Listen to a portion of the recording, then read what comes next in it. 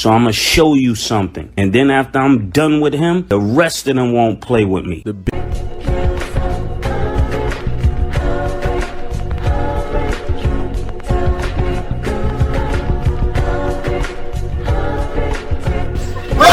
to Prince Sports!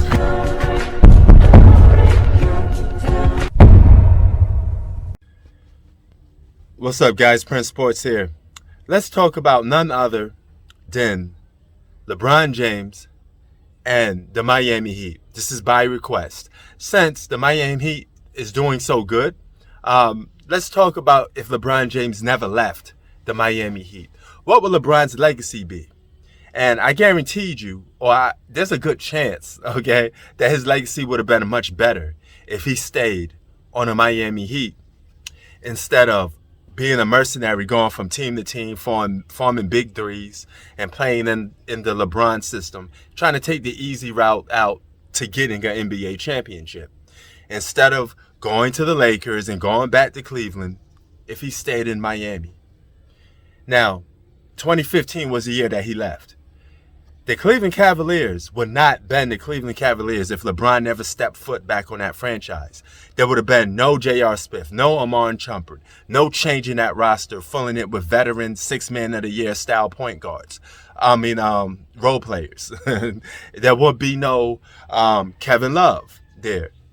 There would have been, though, Kyrie Irving and Andrew Wiggins and a bunch of young pieces. So they may not even make the playoffs. You know, who knows what they would have been doing. But one thing's for sure, they would not have been title contenders if LeBron haven't transformed that whole franchise with those players. Because it wasn't just him, it was the rest of those guys too. But if he signs with Pat Riley in the Miami Heat and says, I'm willing to be coached, I'm willing to play outside the LeBron system, I'm willing to let the GM do the GM job, I'm willing to let Pat Riley build a team around me, and I'm going to put trust in them. All I have to do is go out there and ball. Guess what? Miami Heat would have been title contenders moving into the future and still a title contender right now. All right. But let's start with 2015 to 2018. All right. Instead of joining the Cleveland Cavaliers, Kevin Love goes to the Miami Heat. All right. By hook or crook, he was destined to play with LeBron. So he goes to the Miami Heat with Dwayne Wade. Dwayne Wade resigns. Chris Bosh is the only guy that gets moved up out of there. Right. So you change some of the roster, you get the J.R. Smith, the Amon Chumpert. So they try to build your roster for winning right now. All right, so the Cavaliers still make the playoffs, and who knows? Maybe they still make the NBA Finals, okay? But they still lose to the Golden State Warriors, okay? So let's just leave it at that. They still lose to the Golden State Warriors. History still plays its part. But 2016, 2017, and 2018, they will spend time losing. Within that time frame, even 2015, LeBron James, he won't be going to the finals. He may just make the playoffs to get knocked out in the first round. Okay, better than losing in the NBA Finals because that's the highest stage there is. All right, so he won't have that much losses on his NBA Finals record.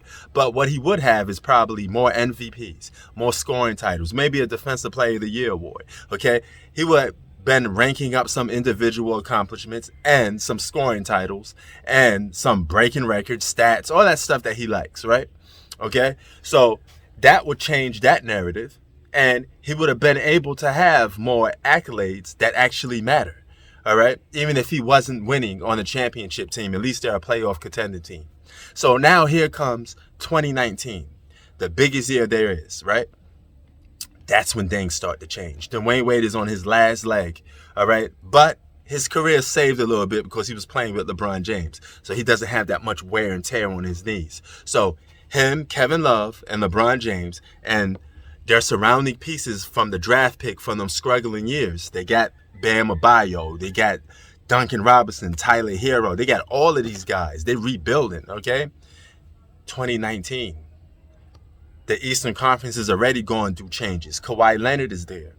Now, let's say LeBron James is the LeBron James that you guys always say he is. Oh, he's always been better than Kawhi Leonard. Okay. Then he would have a chance to prove it in 2019 to get back from that 2014 loss. Okay, he had a chance to knock Kawhi Leonard and the Toronto Raptors out. Beat the 76ers, all of those guys, because you have more than enough talent. You have an all-star and good surrounding pieces. Nobody's on a super team. So you get to the finals in 2019. You play against the Golden State Warriors. Kevin Durant goes down. History still plays its part. You win the NBA Finals. You go berserk. You do your 2016 performance. Let's just say that, because you had it saved in the tank. All right? Okay? So since you don't get to use it in 2016, you use it in 2019. Boom. You win the championship in 2019. 2020 comes. The Miami Heat was going to the NBA Finals anyway, right? That's the coronavirus thing. They're playing in the bubble. You play against a Western Conference team, and let's just say it's the Houston Rockets or Denver Nuggets or something like that. The Miami Heat beat that team with LeBron James, Jimmy Butler, and all those guys, right?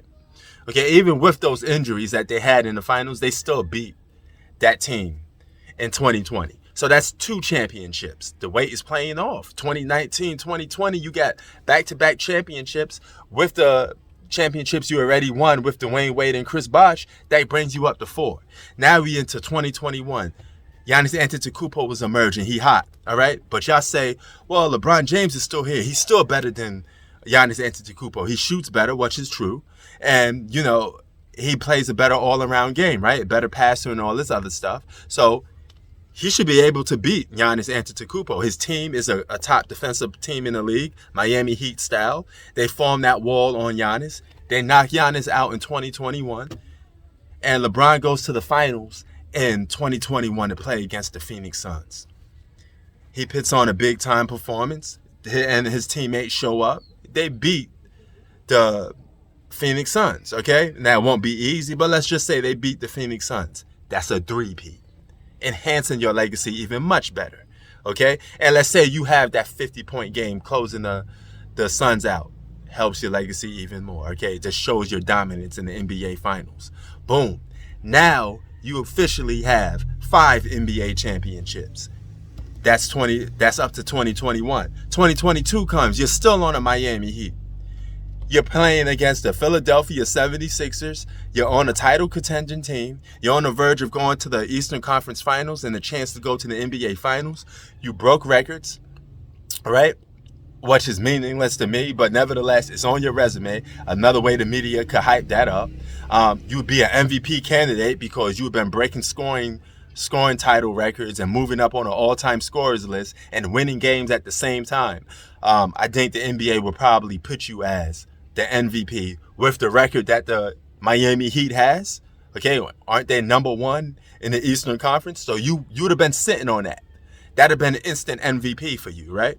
So you probably been matching Michael Jordan with MVPs or not. Probably would have had more by 6. Would have, should have, could have. That's the legacy of your career, all right?